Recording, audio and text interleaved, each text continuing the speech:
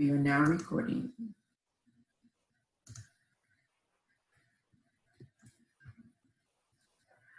Top of the day. Welcome to mPOWER. mPOWER Talks with PatreniaSpeaks. My name is Patrenia Naha. I'm very happy to be with you today. I'm a mojo coach that helps you to bring more joy into your life by awakening, activating, and elevating you.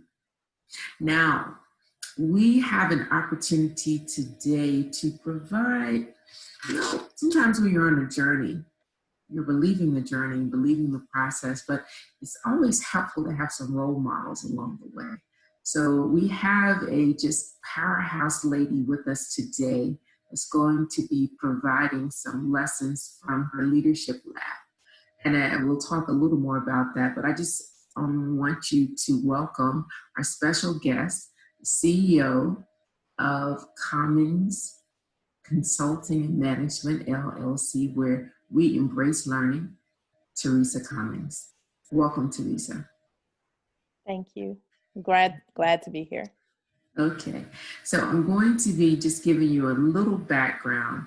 But recall with mPOWER Talks, what we're looking to do is to help you accelerate, help you to see yourself in the journey, in the success that you're aiming for.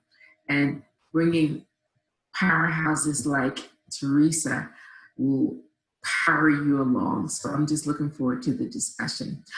Theresa is the CEO of Cummings Limited, Cummings Consulting LLC. I'm trying to change the name of her company. She's based in Atlanta, Georgia, where she's joining us from today. And wow, she's involved with her firm and partners in a wide range of services. Some of their clients have included Boeing, BMW, Synchrony, the credit card company.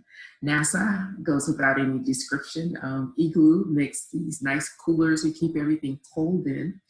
In the telecom industry, you have AT&T, Comcast, and in automotive, you have Honda and Harley Davidson, as well as all kinds of different industries that you've worked in.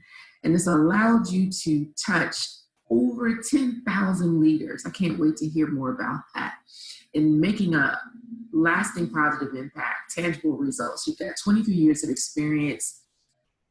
And I see here you've ranked top 5% of best facilitators. You facilitated over 7,500 hours. This is like not someone that just came to the party yesterday, but somebody that's been dancing for quite a while. So she'll be bringing that value to us today. We're just going to have a short conversation. Welcome, Theresa. Thank you. I'm great. I'm glad to be here. Thanks for having me. Great.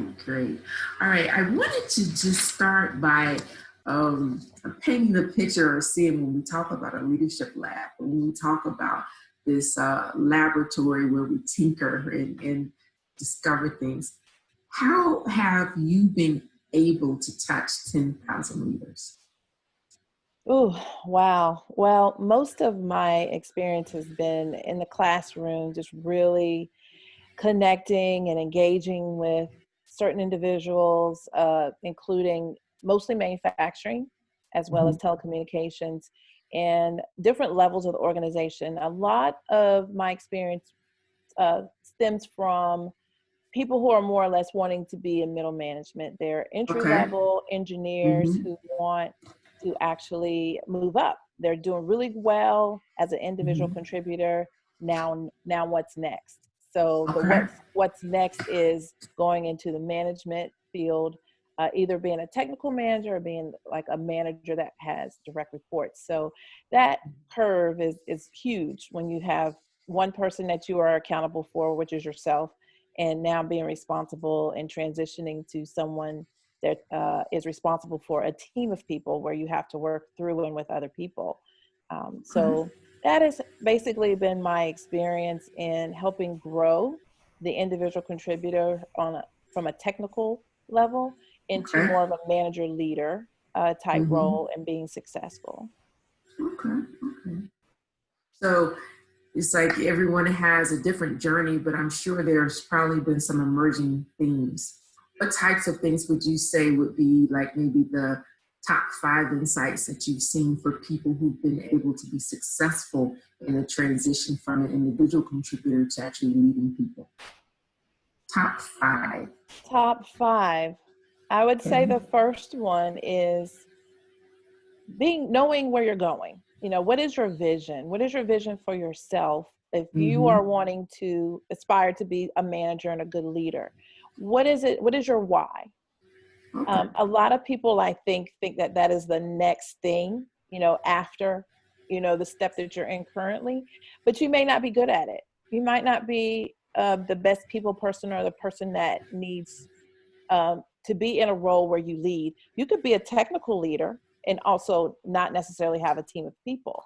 So what is your vision? What is your end goal? And when you establish that vision and you're in a role, decide that you are in a management role, Uh-huh. what is your vision? What is your why for your team? And how can you Okay. clearly define that vision to where people can actually buy into it and adopt it and actually own that vision along with you? Because a Okay. lot of times we think that we're communicating a vision really well. And when Mm-hmm. people don't know, they kind of assume the worst and all kinds of things start happening In that you the don't absence of the realize. truth, yeah, And in the they absence. start to form their own vision. Exactly. I have this saying in the absence of Yes. the And truth, people make up their own, right? If you don't provide the truth, if you don't lay it down very yes, clearly and cast it, then people start filling in the blanks and it may not be the answer you had in mind. So your number one in your top 5 is vision, which includes your where and your why. And it should be personal and team based so that you can cast it and cascade it. Is that it? that is definitely it. That is Okay, definitely okay. it. Very good, very good. Huh? All right. So you're number 2 in terms of people who have made that successful transition. Yes. My number 2 would kind of go along with that. So once you know your what and your why, be authentic. Be authentic Ah, in yes. leading your team. Mm-hmm. We have a lot of people who feel like they should be out of the skin they're in when they hit the office or when they punch that time clock, so to speak. Say more They about that. turn into Out of the someone who they skin. Okay. out of the skin. The skin that you're in is who you are. It's your true authentic self. And Okay. a lot of times I think we feel like when we hit that door to go from our personal life into the work life, that we should be somebody who we really aren't. And we're not comfortable in that skin because that's not the skin that we're actually in. So it's Hmm. important to find your comfort zone within the role that you are, within the company that you have. I've been I've had the experience of being in a higher level executive position and thinking that I needed to talk a certain way, dress a certain way, be Okay. a certain way, Get and I was new. not comfortable in the skin I was in Yes. because of, yes, Get new. yeah, Yes. we let the societal norms of what we think we should do get in the way. So then we bring our representative. We bring our representative to the table, and that becomes someone in itself. You can actually How name about that person this? other than yourself. Exactly. How about this? If you are trying to be someone else, then one of you is irrelevant. Exactly. Be Yes. yourself, be authentic. I love that. And I think too, sometimes, we're living in a social media world where people are believing that if they are showing a certain face, and looking a certain way, then they would attract people into the work that they're doing. And I think it's very important for them to realize that honest connection of people knowing that you care about them before they really care about what you're going to say, that connection and that authenticity will take you a long way. I think we had a conversation where I was sharing with you that, people prefer to follow a leader that is real over a leader Yes. that is right. Yes, yes. Exactly. Exactly. And then it Mhm. also includes and how you're communicating with people and your authenticity. You know, a lot of times we can use a lot of jargon, or we may hear an executive say something. We may not even know what that is, but we're going to adopt it into our language because we want to, we want to mirror the leadership. So stop it. Be your true authentic self, and find a way to gain that within your organization and on your team. You will definitely reap the benefits, more so than trying to bring a representative. Getting representative at home. Yes. I like that. All right. So in your top 5, we got your vision. Now we're saying be authentic. What's your number 3? My number 3 would be build relationships 360 degree around you. When you enter a role, especially within leadership and management, you're going to need support, and you're going to need to ask questions and observe and listen. And when you're building relationships, ask as many questions, you know, really connect with the people who help you be successful, whether it's your manager, your manager's manager, whether it's your team, whether it's your supplier, whether it's the admin that you pass every day going to your office, especially the admin, because they have a wealth of knowledge as well. So focus on really building those relationships, and having a good mentor within that building a relationship helps, because you're aspiring to be someone better than you are today. How else would you do that than to seek someone who already has what you're striving for? So seeking a mentor, building relationships with colleagues. When I'm in a new role, I normally go to whoever I can that supports me and what I do. In manufacturing, that would be the quality manager. It would be the maintenance person who's over maintenance. It would be his team, not just the managers, but their team as well. I want to know how you support me and what I can do to help you as well. It's a collaboration effort. So building those relationships, asking questions ahead of time and observing, and really having that collaborative spirit to build those relationships. I think too, a major payoff from relationships is credibility. I remember my first job as an industrial engineer, needing to do a time study on someone to determine how much they should pay. And part of the job was opening a 50-pound bag of material and dumping it. She did that all shift. And the way that I saw to really understand and connect around the work was I pulled up my sleeves and I took out the cutter and I opened the bag myself and was shaking it in. And I did, some bags with her, and with the palette, we started working together. And it was just amazing how from that point on, relationship, credibility, trust, all of those elements just were quite open. The faucet was open just by me being willing to put myself out there. Definitely. I didn't build a relationship.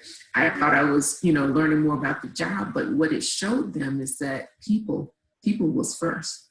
So, and I think that's what this relationship piece really brings out, is that we have tasks sometimes that we're going for, but people really want to know that you know and care about them, right? Exactly. And don't ask them within that relationship to do something that you would not be willing to do yourself. I have plenty of times, I had an opportunity to lead 350 employees in a position in manufacturing, and I would go out to the shop floor, roll up my sleeves, have my jeans on, and say, scoot over. And they're like, what are you doing? It's third shift. What are you here? Why are you here? Well, I'm here because you're part of my team. It doesn't matter what shift you're on. Teach me what you know about this process that you are doing every day. And they could not believe that I was actually on the line as their leader working beside them. And that really built the relationship and said, okay, she's willing to do whatever anybody in this plant is doing, and is not afraid to kind of scoot over and get her hands dirty. So that gave credibility to them, not just who I was in my education and my title, but it said, oh, she's really with us. And that can build trust as well. So that's a good one. And every morning I would go in and high five and say good morning. And I would look at everybody's facial expressions. We know what facial expressions we have every morning. I know who's a morning person. I know who's not. And I would high five if there was some face expression that I did not recognize in that person. Usually there's something wrong, and you can impact the safety that day if your mind's not on your task. So having those things, just the little things, really makes a difference in building those relationships. That's spot on. So in some of the executives, because I know you've done quite a bit of executive coaching as well as helping people go from middle level to the executive, how have you seen the power of relationships play out there? Oh, those are the things, those are the relationships that keeps you motivated to help your team. So just having an understanding of what their vision and what their goals are constantly, and keeping tap of those, and really being proactive of how can I help this person be successful. If it is a project that needs to be done, offer your help or expertise in gaining that. It may not be your responsibility, outright, but show them that you're willing to go that extra mile to help them be successful. So whether it's sending an email or sending an article of something that they might have said that you heard them say, repeating what they said in your authentic tone and words to your team that supports their efforts of their vision. So not only your vision is important, but their vision as well. It should actually be the same vision mirrored off of each other. Okay. So number 4 and 5, when we round up on this top 5.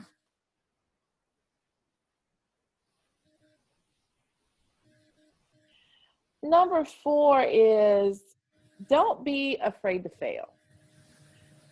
Failure is a very scary and vulnerable word. And it's important as a leader to create an environment where people can try new things, can be creative. That's where innovation comes from.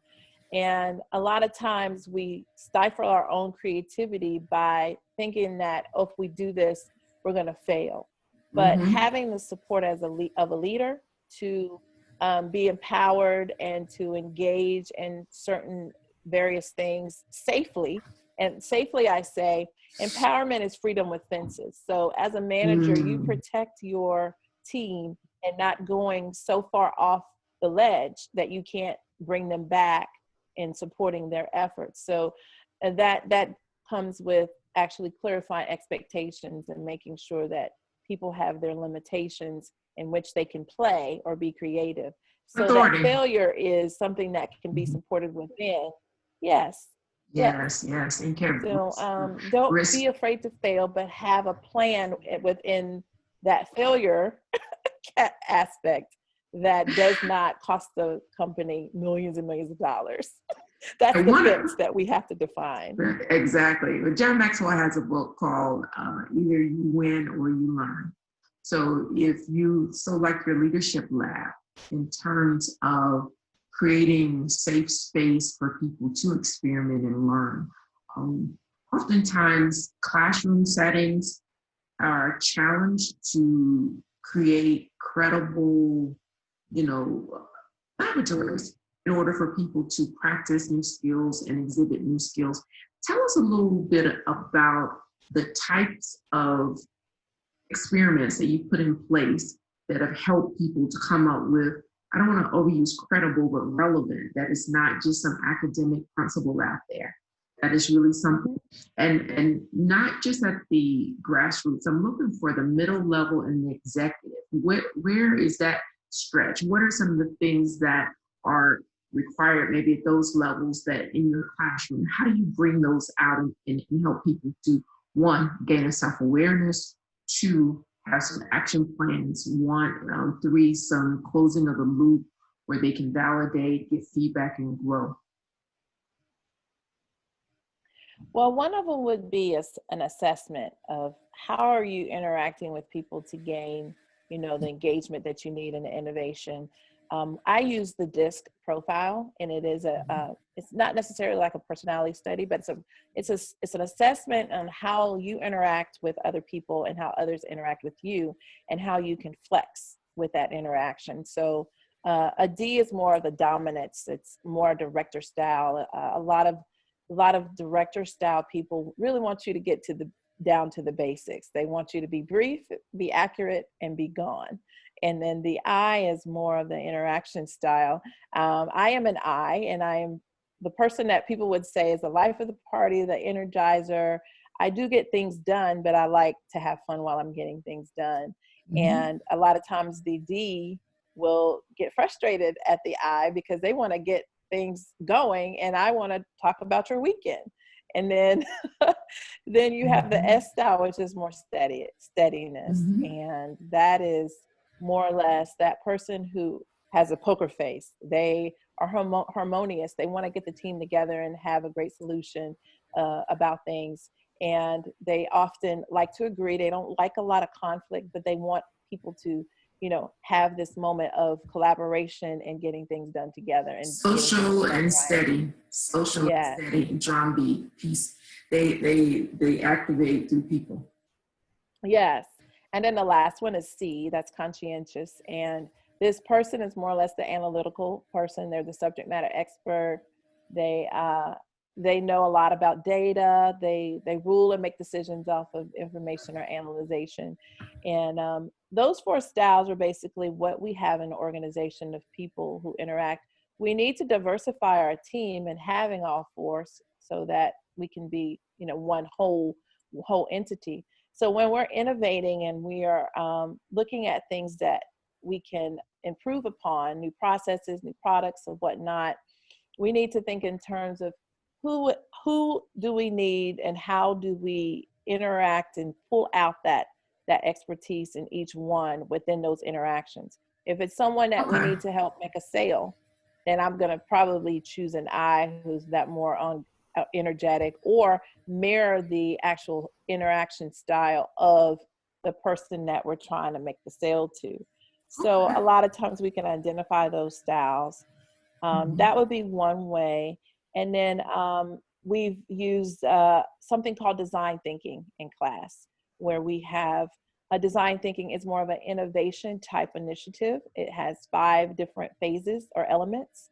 The first phase is empathy. It's looking at your customer. If you have a customer that you're trying to create something new and be innovative, what does the customer say they want? A lot of times we don't listen to the customer. We just get so excited about creating something and something new that we miss the mark of what the customer actually wanted. So empathy is extremely important, and making sure that we give the customer what they need. The next phase of design thinking is the design phase. And that is where you take the information that you've heard from the customer and you start to put those into actual notes of some sort. You gather those thoughts and you start organizing those and structuring those thoughts. You crystallize it to make sense of it, to make sense of the requirements. Yes. So you do that alone, and then have the next one is ideate. Ideate is where you take those with your team. Whatever you came up and you said, this is what I've heard from the customer. You generate those ideas collectively as a team. And then you go into a prototype. That could be several sessions of a prototype after those ideas are generated. All along, you're still looking at the customer and communicating with the customer of things that you're doing, ideas you're coming up with. When you generate those ideas and then have a prototype, you now test against that prototype and submit that to the customer. So we have fun with using those elements of design thinking for innovation in the form of sometimes for one company, we used an actual seat, an airline seat.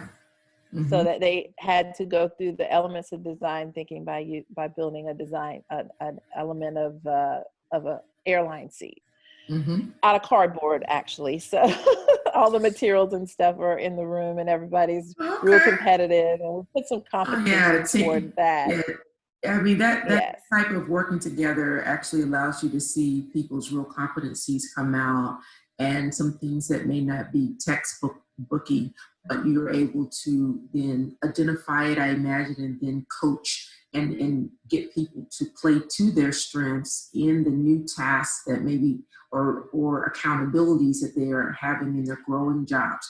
Because what I've learned is that a lot of times when we play against our strengths is when we have the hardest time. So in that new space, if I'm, for example, I look at myself, one of my gifts that I learned was teaching, right? And that I really enjoy and have an ability to make the complex simple and digestible and actionable.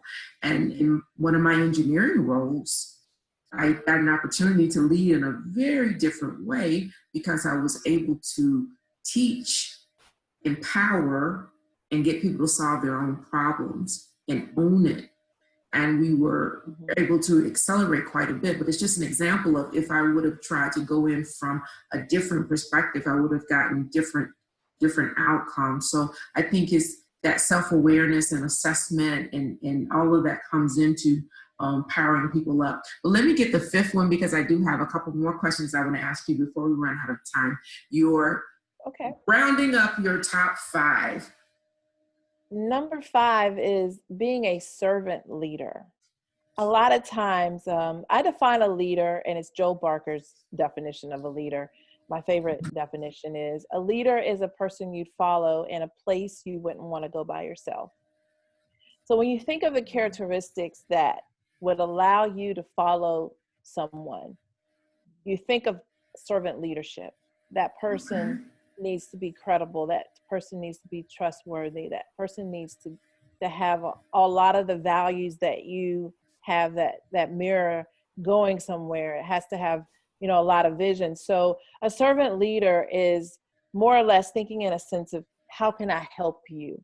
How can I help you grow? How can I help you, define who you really are and help you be someone better, and versus what can you do for me? That's not servant leadership. It's what can I do for you? Yes, I like the inverted triangle as the shape of servant leadership, where the rest of the organization is on top. They really are what's mattering, and the leader's at the bottom. And it's always everything or every activity should be in service to the goals of the larger organization. That's very, very powerful.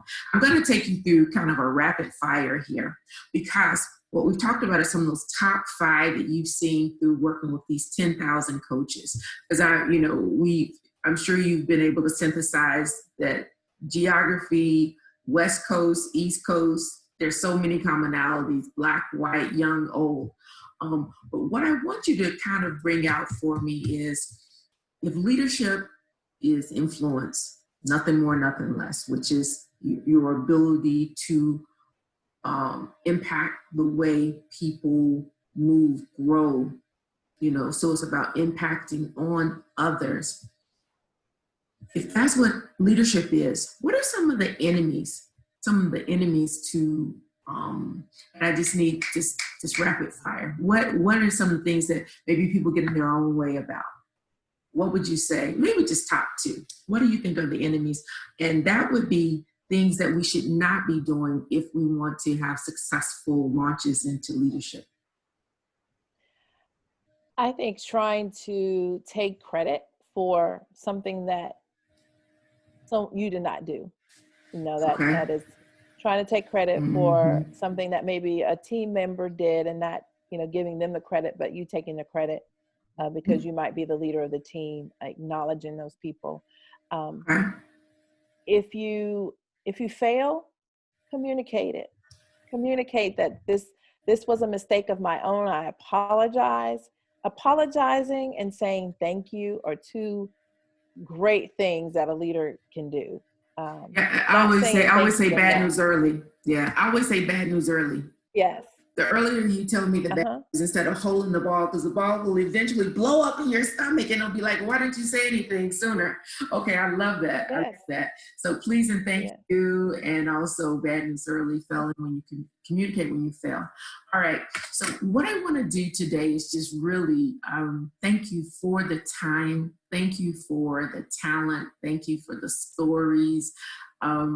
All about this leadership lab. You've been tinkering, and I know you do very long assignments with large batches of leaders in different organizations. So you get to see, and then you sit with executives to give them feedback on what you're seeing. So you're really shaping the culture of so many organizations, and we're thankful, especially getting more women at the table is also very powerful, and the world needs more leaders that are different. So we got women leaders, so now empathy and compassion and all of those things are in demand.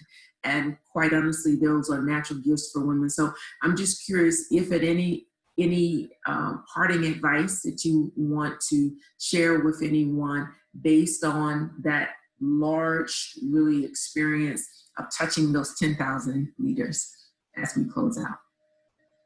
Mm-hmm. I think that it's important for you to really define who you are and who you want to be, in your leader role. I have the blessing of actually fulfilling my passion and making a living off of it. If everyone in this world could do that, I wish that for everyone.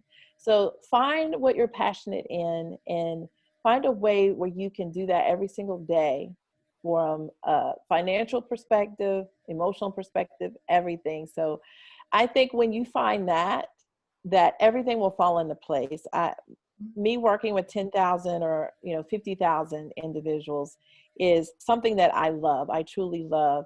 And those types of things like credibility, trust, honesty, being your true authentic self, I've been told have been natural, from my perspective, from people that have received feedback, because I'm actually working in my passion. So I Okay. wish that for everyone from a leadership perspective, to find that true passion of who you are and lead in that way, wholeheartedly and viciously. Okay. Well, what I'm going to do is I think I'm percolating on maybe another way to get some more juice out of the orange called Theresa Cummings. So I'm percolating on that one. So I'm going to let that sit for a minute. But I do just want to thank you for opening yourself up and being a light and inspiration to others. What's possible when you learn, when you analyze, and when you're able to just kind of pick things and say, not every lesson needs to be learned directly. There's a lot to be learned from wisdom. So thank you again. And we'll close out now. This is mPOWER.